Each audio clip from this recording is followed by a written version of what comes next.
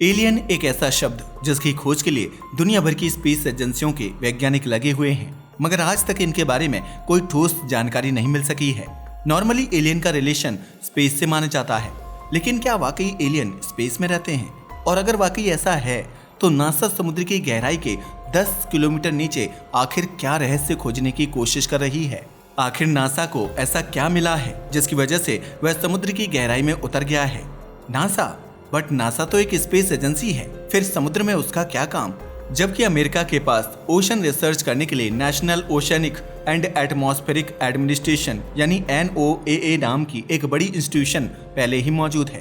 कहीं ऐसा तो नहीं कि नासा को समुद्र के नीचे एलियन जीवन के सबूत मिले हैं, या फिर नासा किसी बड़ी मुसीबत से धरती को बचाने की कोशिश कर रही है जिसका अंदेशा उसे पहले ही हो चुका है? आखिर क्या है ये मिशन जिसे वर्ल्ड की सभी स्पेस एजेंसी के लिए इंस्पिरेशन माना जा रहा है? पूरी जानकारी देंगे, मगर उसके लिए आपको हमारी वीडियो को एंड तक देखना होगा। चलिए शुरू करते हैं। ये सच है कि दुनिया भर की अनेक स्पेस एजेंसियां एलियन लाइफ की खोज में सदियों से जुटी हुई हैं। हालांकि आज तो इंसान के पास कई अत्याधुनिक उपकरण हैं, जैसे केपलर स्पेस टेलीस्कोप, हबल और जेम्स वेब स्पेस टेलीस्कोप, जो जीवन के संकेतों को लाखों लाइट ईयर दूर तक खोज सकते हैं। मगर अफसोस, अब तक एलियन लाइफ का कोई ठोस प्रमाण नहीं मिला है। हालांकि वैज्ञानिक इस बात की संभावना भी मानते हैं कि जीवन किसी दूसरे तरीके से भी उत्पन्न हो सकता है। जैसे कि अर्थ की तरह बाकी के प्लैनेट पर भी जीवन जरूरी नहीं है कि पानी पर आधारित हो सकता है कि हम अब तक गलत दिशा में खोज कर रहे हों, बट भले ही इसके 1% चांस हों, लेकिन वैज्ञानिक फिर भी इसे सफल बनाने के लिए जुटे हुए हैं। समुद्र की बात करें तो यह धरती के 2/3 भाग पर मौजूद है, लेकिन यह कितनी विडंबना की बात है कि हम डिस्टेंट प्लैनेट्स एंड मून्स के बारे में तो बहुत कुछ जानते हैं, लेकिन समुद्र की गहराई के बारे में आज भी बहुत कम जानकारी है। समुद्र की गहराइयों में ऐसे कई जीव हैं जिनके बारे में हमें कोई जानकारी नहीं है, या फिर यूं कहें कि हमने उनके बारे में सोचा तक नहीं है। आखिर समुद्र के अंदर रिसर्च करना इतना कठिन क्यों है? और इतना हार्ड होने के बावजूद आखिर नासा ने समुद्र के इस अनोखे मिशन को केवल 2 महीने की समय सीमा के साथ क्यों शुरू किया? समुद्र में ऐसा क्या है जिसे नासा जल्द से जल्द खोज निकालना चाहती है? वैसे हम आपको बताते चलें कि नासा के इस मिशन पर कई सालों से काम किया जा रहा है।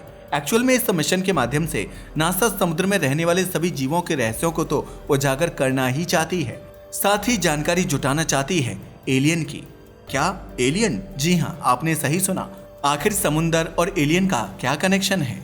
एक्चुअल में ये तो आप जानते ही हो कि समुद्र के 90% जीवों की आबादी सनलाइट जोन में ही है, जहां सूर्य की किरणें पहुंचती हैं। लेकिन गहराई में जीवन की संभावनाएं अब भी बनी हुई हैं, और यही नासा के एलियन एक्सप्लोरेशन मिशन का एक महत्वपूर्ण हिस्सा है। नासा का यह मिशन एलियन लाइफ की खोज से रिलेटेड होने के साथ साथ और भी कई डायमेंशन को कवर करता है, खासकर हमारे सोलर सिस्टम के एक ऐसे स्पेस ऑब्जेक्ट पर जहां जीवन के संकेत मिले हैं। वैज्ञानिकों का मानना है कि जीवन के लिए पानी, ऊर्जा और केमिस्ट्री 3 आवश्यक तत्व हैं, एंड समुद्र की गहराई में ऊर्जा के अदर सोर्सेस मौजूद हैं। और यही कारण है कि नासा की दिलचस्पी हैडल जोन में है। हैडल जोन की बात की जाए तो यह समुद्र की सरफेस से लगा हिस्सा है, जो समुद्र की सबसे गहरी जगहों में से एक है। ये इसलिए इतना खास है क्योंकि यहाँ से ही ओरिजिन ऑफ लाइफ मानी जाती है, और यही वजह है जिसके कारण इस जगह से नासा को एलियन जीवन के संकेत मिलने की सबसे ज्यादा संभावना दिखती है। मगर समुद्र की गहराई में जाना आसान नहीं है, जिसका अंदाजा आप इस बात से लगा सकते हो कि हर 10 मीटर की गहराई पर जाने पर पानी का दबाव 1 एटमॉस्फेयर से बढ़ता है। 1 एटमॉस्फेयर दबाव का मतलब है कि जितना दबाव हमारी बॉडी जमीन पर महसूस करती है, उससे दुगना वो ओशन के एटमॉस्फेयर में हर 10 मीटर के बाद महसूस करती है।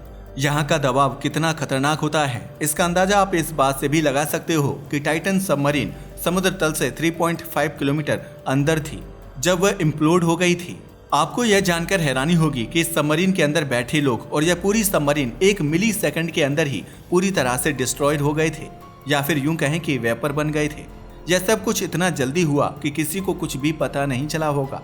ऐसा इसलिए क्योंकि ब्रेन को दर्द का एहसास करने के लिए कम से कम 25 मिली सेकंड लगते हैं, लेकिन उन्हें उस दर्द को महसूस करने का भी मौका नहीं मिला क्योंकि सब कुछ एक झटके में नष्ट हो गया था।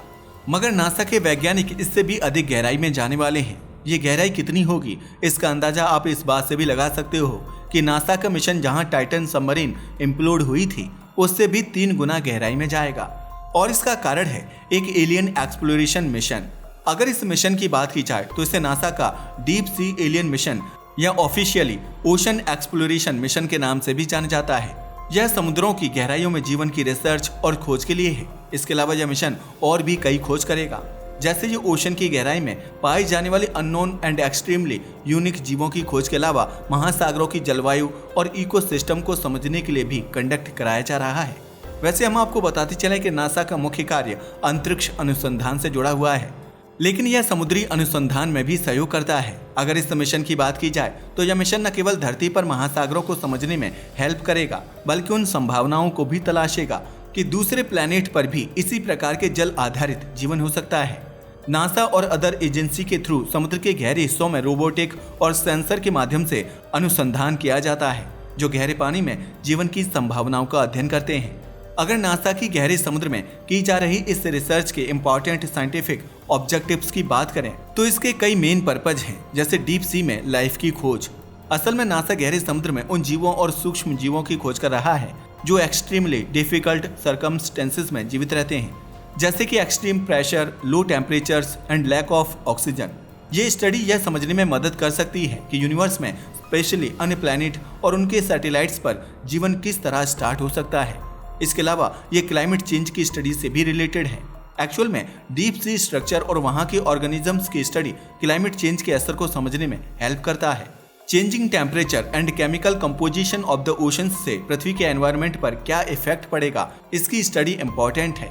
यही वजह है कि नासा ने स्पेसिफिक रूप से डीप सी स्टडीज के लिए cutting edge robots and other technologies का डेवलपमेंट किया है, जैसे कि ROVs यानी रिमोटली ऑपरेटेड व्हीकल्स और AUVs यानी ऑटोनॉमस अंडर वाटर व्हीकल्स।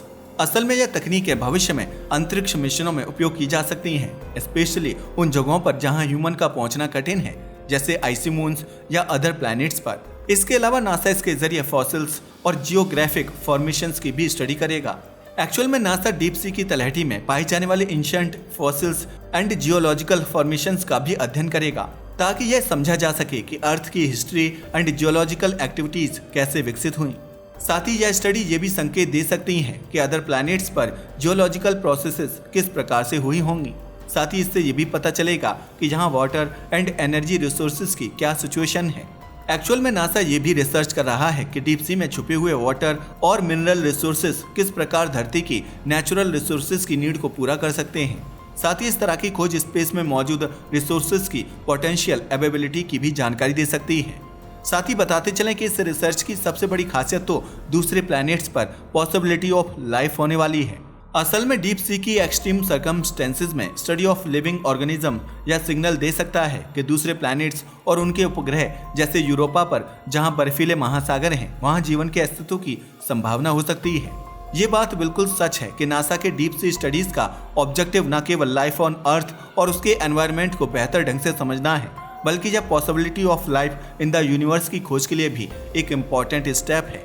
वैसे हम आपको बताते चलें कि दरअसल नासा एक और बड़ा एलियन एक्सप्लोरेशन मिशन प्लान कर रही है, जो हमारे सौरमंडल के एक ऐसे स्पेस ऑब्जेक्ट में होगा जहां एलियन जीवन होने के संकेत मिले हैं। हालांकि वहां जाकर इसकी कंफर्मेशन करना बाकी है। अब आप सोच रहे होंगे कि आखिर यह सौरमंडल का कौन सा ऑब्जेक्ट है और नासा एलियन को कहां ढूंढने वाली है, तो वह एक अलग इशू है। मगर अभी हम यह समझते हैं कि इस एलियन मिशन का गहरे समुद्र से क्या कनेक्शन है। असल में धरती पर जीवन की शुरुआत गहरे समुद्र में ही हुई थी और यही समुद्र एलियन लाइफ के प्रूफ ऑफ कॉन्सेप्ट के लिए एक बड़ा प्रूफ है। ऑलमोस्ट सभी साइंटिस्ट्स के अकॉर्डिंग लाइफ के लिए 3 बेसिक क्राइटेरिया होते हैं, चाहे वह कोई भी एनवायरनमेंट हो। पहला पानी, दूसरा ऊर्जा और तीसरा रसायन शास्त्र यानी केमिस्ट्री। साथ ही बताते चलें कि चाहे इंसान हो या कोई भी जीव, हर एक नॉन लिविंग मॉलिक्यूल से बने होते हैं, इसलिए जीवन पर भी वही रूल्स एंड प्रोसीजर्स लागू होती हैं। इनके साथ साथ कुछ खास एलिमेंट होते हैं जो जीवन के लिए अनिवार्य होते हैं, जैसे हाइड्रोजन, कार्बन, ऑक्सीजन, सल्फर आदि, जिनसे लाइफ बनती है। मगर इनका एक साथ होना ही काफी नहीं होता, बल्कि जब ये एलिमेंट खास तरीके से आपस में ऑर्गेनाइज्ड होते हैं, तब इनके म्यूचुअल एक्शन से लाइफ का जन्म होता है। इसे आप ऐसे समझ सकते हैं कि अगर आपको खाना बनाना है तो मिर्च, मसाले एंड वेजिटेबल को एक साथ पॉट में रखने से ही खाना नहीं बन जाएगा, बल्कि आपको उन्हें मिलाने के लिए वाटर और पकाने के लिए ऊर्जा की जरूरत होगी। इसी तरह जीवन के लिए भी वाटर एंड एनर्जी नेसेसरी थे, जो उस समय हमारे समुद्र में अवेलेबल थे। अब आप सोच रहे होंगे कि समुद्र की गहराइयों में जहां जीवन का जन्म हुआ माना जाता है, वहाँ ऊर्जा पहुंची कैसे? क्योंकि सूरज की किरणें समुद्र की गहराई तक नहीं पहुंच पाती। तो आपको बता दें कि सूरज आज सोर्स ऑफ एनर्जी है, एनर्जी का एकमात्र विकल्प नहीं। ऐसा इसलिए क्योंकि धरती पर और भी ऊर्जा के स्रोत मौजूद हैं। असल में ये माना जाता है कि धरती पर जीवन के ओरिजिन और प्रोग्रेस के लिए सूरज की किरणों की जरूरत होती है, बट ये सबसे बड़ा मिथ है, क्योंकि धरती पर जीवन की शुरुआत सूरज की किरणों से नहीं हुई थी। क्योंकि जीवन के लिए सूरज की किरणों की नहीं बल्कि एनर्जी की जरूरत होती है। यही कारण है कि नासा की दिलचस्पी आज भी महासागर के नीचे एक खास जोन में बनी हुई है, जिसे हैडल जोन कहते हैं। अब आप सोच रहे होंगे कि आखिर हैडल जोन में नासा को इतनी दिलचस्पी क्यों है? तो आपको बता दें कि धरती पर सबसे पहले जीवों का जन्म इसी जोन में हुआ था। हैडल जोन समुद्र का सबसे गहरा हिस्सा है जो समुद्र तल से टकराता है। कई जगहों पर यह 11 किलोमीटर की गहराई तक भी जाता है। इस जोन में कई प्रकार की डेंजरस सिचुएशंस होती हैं, जैसे हाइड्रोथर्मल वेंट्स। अगर हाइड्रोथर्मल वेंट्स की बात की जाए तो हाइड्रोथर्मल वेंट्स का मतलब होता है अंडर वाटर ज्वालामुखी। जब ये वेंट्स फटते हैं तो इनमें से उबलता हुआ पानी, खनिज और लावा स्टीम निकलती है। इसी प्रोसेस के कारण पानी का टेम्परेचर लगभग 400 डिग्री सेल्सियस तक पहुंच जाता है, जो इतनी हीट होती है कि यह ठोस धातु यानी कि मेटल को भी पिघला सकती है। यही वो वजह है जिसके कारण माना जाता है कि समुद्र की गहराइयों में जो जीव पैदा हुए थे वे सूरज से प्राप्त ऊर्जा से नहीं बल्कि हीट ऑफ द अर्थ से जीवित थे। और फिर ओशन में जन्म लेने वाले जीव यानी धरती के सबसे पहले कॉम्प्लेक्स बायोमोलिक्यूल्स जैसे प्रोटीन, लिपिड और आरएनए बने थे, जिनसे पहले यूनिसेल्युलर बैक्टीरिया और वायरस का जन्म हुआ था। धीरे धीरे लाखों करोड़ों सालों में म्यूटेशंस और इवोल्यूशन के कारण ये जीव मल्टी सेल्युलर प्लांट्स और जानवरों में परिवर्तित हो गए और आज के जीवों में तब्दील हो गए। इसी वजह से इंसान ने सोचना शुरू किया कि क्या दूसरे ग्रहों पर भी जीवन हो सकता है। सभी लोग इस जवाब को जानना चाहते हैं, मगर नासा इस सवाल का जवाब खोजने में सबसे आगे है।